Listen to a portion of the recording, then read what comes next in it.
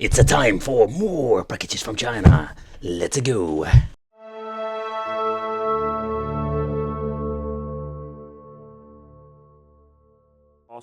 But sometimes we're finding these absolutely hidden gem of product.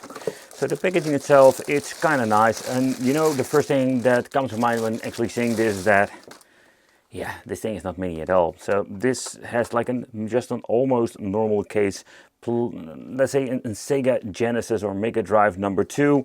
The only downside is that we cannot put any games in there. So there is no label or any description. So I'm guessing there's just like one of those factories making these things, and you can just basically buy them in all kinds of different names and kind of colors and shapes. I would not be surprised. So, but let's take a close look in the controller section, because this is also going to be a hit or miss situation. Both are packed up very nicely with these plastic bags, but they're coming with, or at least these new models come with 6-button controls. And I can tell you that the D-pad feels kind of loose when it comes to that. This is a floating configuration that we have seen before. Select and start, we're having all the 6-button like normal. There is no mode button at all. And in here we're finding the battery compartment. We're just going to be putting in, let's see, let's grab myself a battery. You can put in a rechargeable if you want to. In this case, oh man, there is no screw to put in there. So, and what is interesting, we're having over here the Player 1 and Player 2 configuration. Yeah, you can already see that the LED in the middle is flickering and actually touching it. That's going to be communicating with the system. Yeah, Player 1, Player 2. So this actually indicates which controller for what player. I love it because in the past we had these, let's say, Player 1, Player 2 controller. And let's say your Player 1 gets broken, there is no way of basically replacing them. However, when it comes to this particular system, there's one thing I need to point out. We do have original, or at least original, we do have USB ports, but no original ports at all. And when it comes to, let's say, compatibility of the outputs, we're only having HDMI, we have no AV out, micro USB for the power, and we're going to be needing a 5-volt adapter, and then the SD card that contains also the firmware. I would always back up these things because they're using no brands at all. And it's only 1 gigabyte, so you can find a very cheap SD card, like backup absolutely on something else. Something you can just drag and drop in the computer. It's super easy, or just use a program for flashing. And in here we're having the micro USB cable. Yeah, that's convenient because most products nowadays are USB-C. But let's get an adapter, let's plug this thing in, and let's see how it is when it comes to the software. Did they mess up today? I am really curious what happens if we're going to be plugging in a device like the Retrobit Genesis controller. Yeah, this thing has the option actually for a USB controller. So let's see. Let's plug this thing in and let's see if everything, does it even work, and what can we do in the end with this. So, okay. I just did some weird stuff, but you can see that the LED is actually blinking, so it's getting some juice at least. This controller seems to be working. You can hear the sound itself.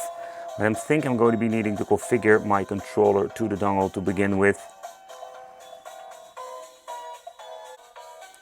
So it's quite interesting to see that actually when I was booting it up, I was charging the freaking controller. That's what I hate about these wireless controllers, you know, is that they're always empty because I don't use them a lot. However, you can see the LED stopped blinking, but the controller doesn't do anything. It did disable at the beginning this controller, but oh, that seems to be still working. So what I can actually do is the following thing. We can remove this particular battery, so there's no power in there. Okay, let's turn it on and off.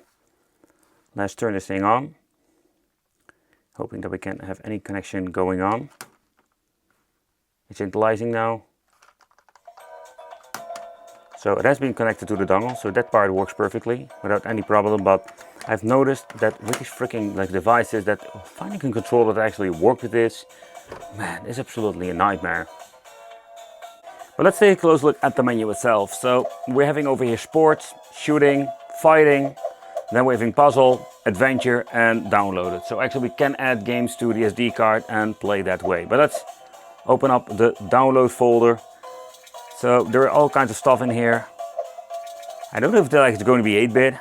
I love the menu with the Super Drive 2. I'm guessing if you're having the right format, you can even add yourself the screenshots.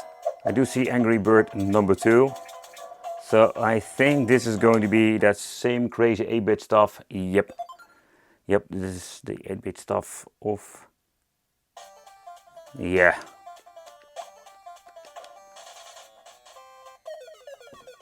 And yep, I just freaking killed myself. But let's take a close look at the menu to see if we can even get into the menu. There we go. We're having the option for quick load, quick save. So that's absolutely awesome when it comes to that. Screen size can be just changed up to scaled up. We're having different region and automatically putting on auto. And this way we can just return to the menu itself. Select, and that's it. So that's kind of cool. But let's do a quick overview of a couple of these, let's say, folders. Let's see how it looks and how it actually works when it comes to that. The sports list. So let's see what we're having with all of these kind of games. Action 52. That makes no sense whatsoever. So the list is alphabetic order, so that's absolutely great. Like sports, like combat cars, okay, Cyberball. There are like a lot of these games are actually sports games. But so far, we've also have Mega Games one that is like a sports game, seems to be. But in here we're finding all kinds of different games. Road Rash, okay. The list is quite big, like 247 when it comes to this particular list. It's absolutely nuts. Let's take a close look at the other one. Afterburner. Yeah, there is so much actually stuff that you can just play with this. That's just insane if you ask me. Just going to be doing a little bit faster. So far we're having over here some fighting. Maybe the old school Mortal Kombat and stuff like that. The list is familiar when it comes to certain parts. Oh, there we go. This is even bigger than the other one. Okay, so we do have bare knuckle over here, and that was the adventure. And there's a little bit of a downside. There is no search function, and also the naming. Even if it was a search function, you're going to be searching for Street of Rage. You're not going to be finding it because only the Japan version, or at least the naming also of the Japan version. So it's just kind of interesting to see. Oh, guess what? We also have the normal version over here, but only Street of Rage 2 and 3. So yeah, this is a gigantic list when it comes to that. Puzzle. This list is a little bit smaller, 145 of the different games. But the question remains now, how was the over-emulation? I never knew there was a game called Trampoline Terror. Seriously, never, ever even seen that. It's kind of interesting, sometimes you find these very strange games.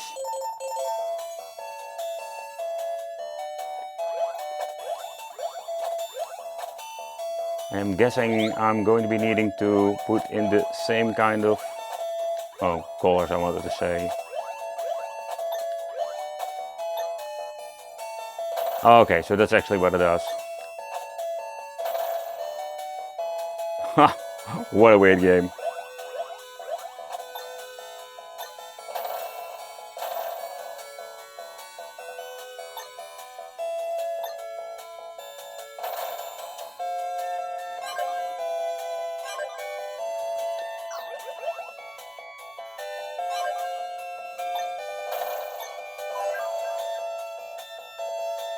So Wolf Children was actually the first game I've played on the Sega Mega CD or Sega CD.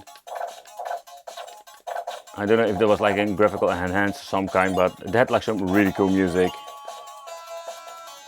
So when the menu feels a little bit sluggish, I must say that it really works well when it comes to gaming. I don't notice any input lag.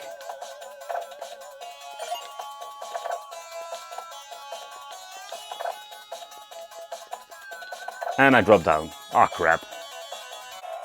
So far so good. I must say that I'm really surprised by how they didn't mess up this particular product. Audio itself is great. I don't notice any, let's say, input like I already mentioned before. This is just absolutely a pleasant experience. The controllers are just very, very nice quality. They're not comparable with the retro bit, for example, the original one. Those are like a little bit better, or better. They're like much better quality. But the controllers are enjoyable. It's unfortunate there's not like an easy way that you can replace them. Let's say if it came with like both in dongle and you can just plug in another controller, like an M30 or whatsoever. So making a quick load, quick save, this works absolutely perfect. You can just choose your slots per game.